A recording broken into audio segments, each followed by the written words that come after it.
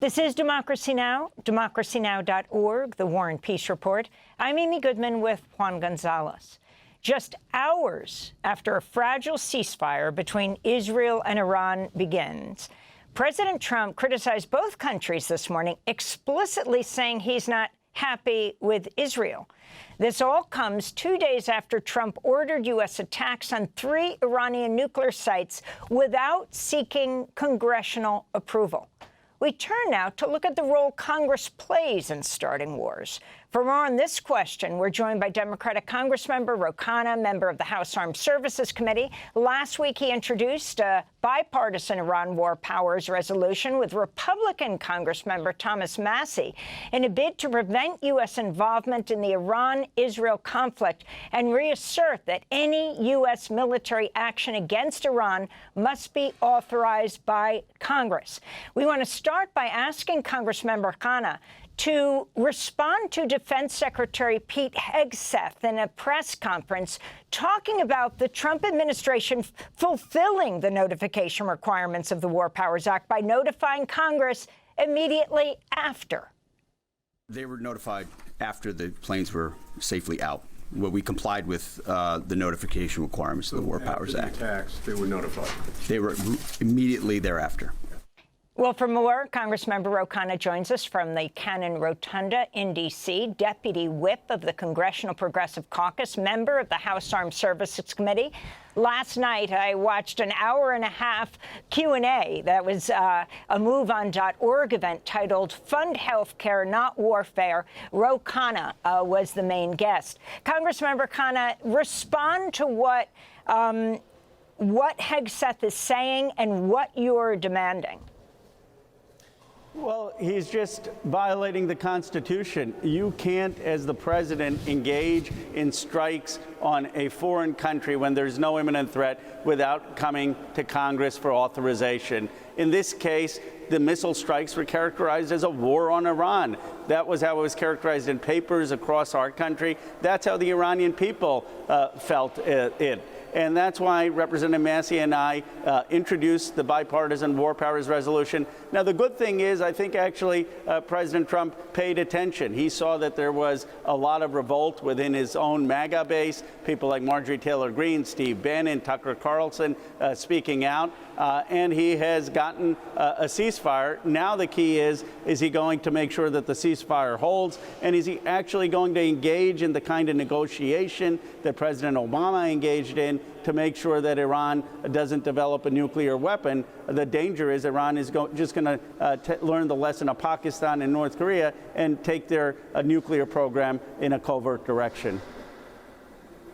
And Congressman, how do you react to some of your colleagues, your Republican colleagues, who say the Democrats are crying now, but when Democrats engaged in bombings without seeking congressional approval, they were silent, specifically, for instance, some of the bombings that President Obama did in Yemen, the attacks on Libya and other countries?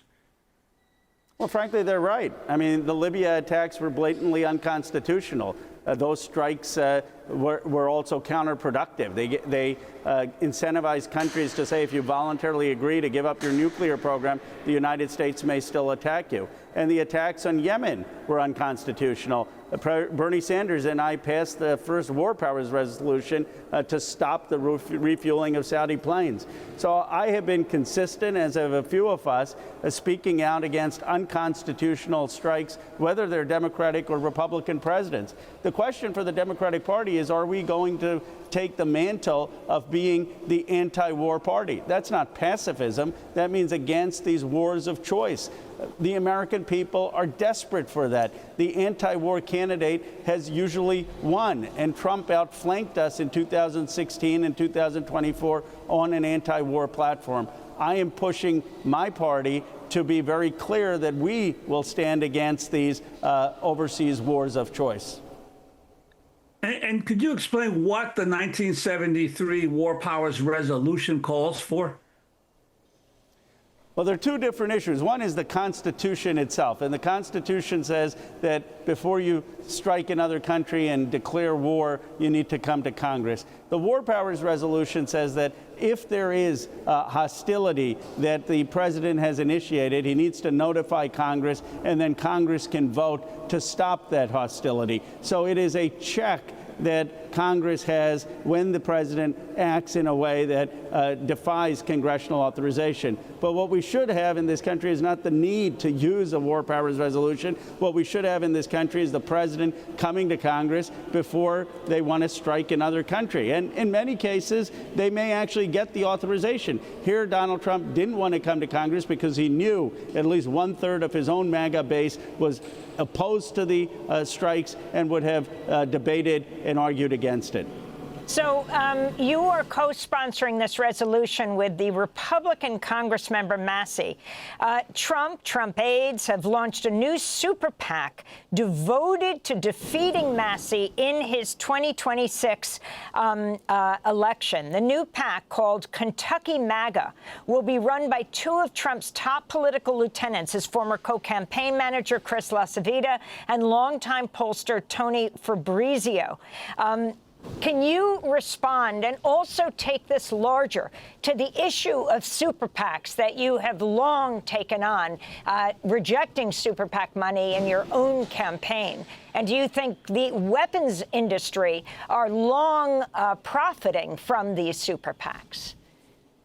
The biggest problem in American democracy is the role of big money. It has skewed our foreign policy into bloated defense budgets. It's skewed our foreign policy in the Middle East. It has prevented us from getting Medicare for all. It has prevented us from taking on a big pharma and lowering prescription drug prices. It has prevented us from getting rid of fossil fuel subsidies.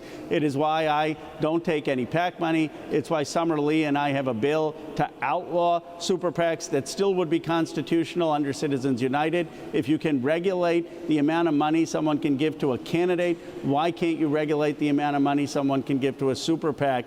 And what Donald Trump is doing to Thomas Massie is unconscionable. Thomas Massie is actually a profile in courage. I believe him speaking up in our war powers resolution helped put pressure on Donald Trump to not escalate this war further and to get a ceasefire. And the reason that Donald Trump is targeting Thomas Massie is not just vindictiveness. When he's vindictive, he'll tweet out. He may encourage a primary challenge. Here he's putting his entire apparatus, his top political operatives, in a super PAC against Massie because he knew that other Republicans were thinking of joining that war powers resolution. He knew that he was bleeding his base, and he wanted to send a clear message, a chilling effect to the Congress not to do what Massie did. Massie got under his skin, and I'm glad that some of the Republicans spoke out, so we're not escalating the war. But it is just a perversion of democracy to see these super PACs. They took out my friend Jamal Bowman, and they threatened members of Congress in undemocratic ways.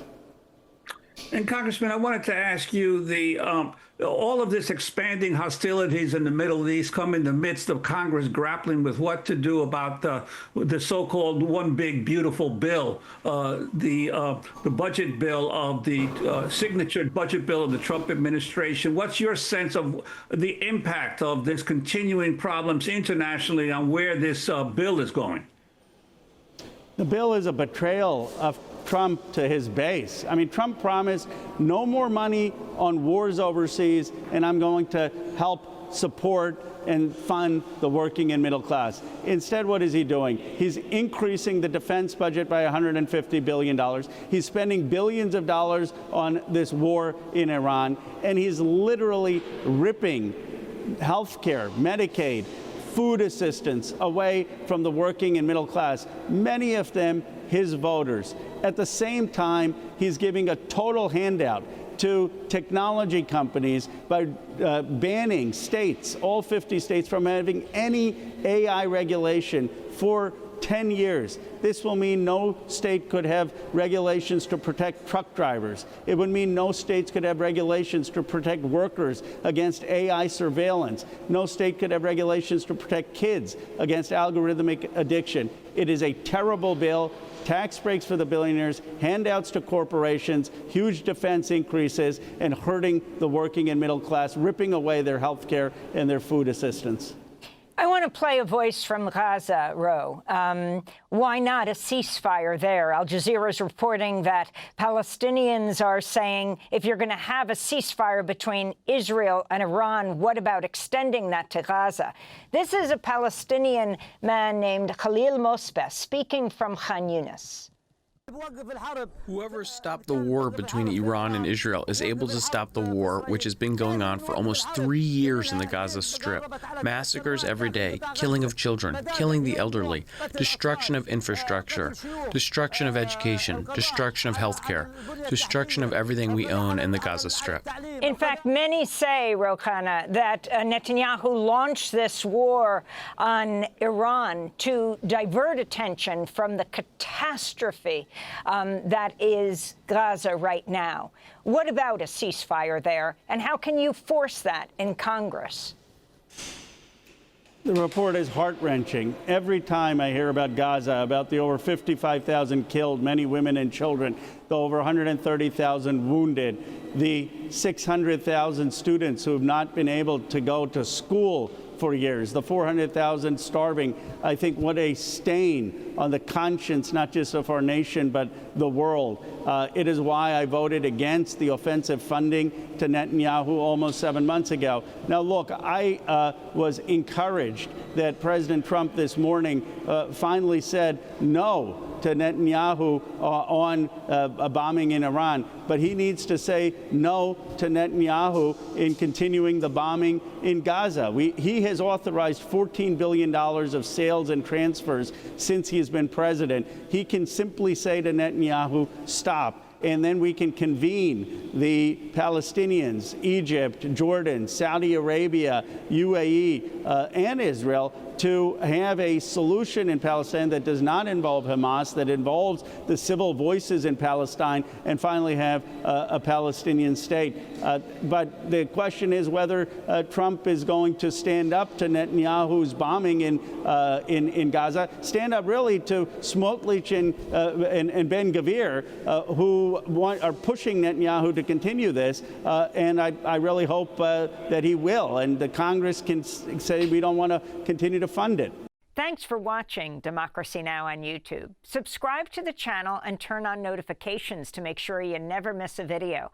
And for more of our audience-supported journalism, go to democracynow.org, where you can download our news app, sign up for our newsletter, subscribe to the daily podcast, and so much more.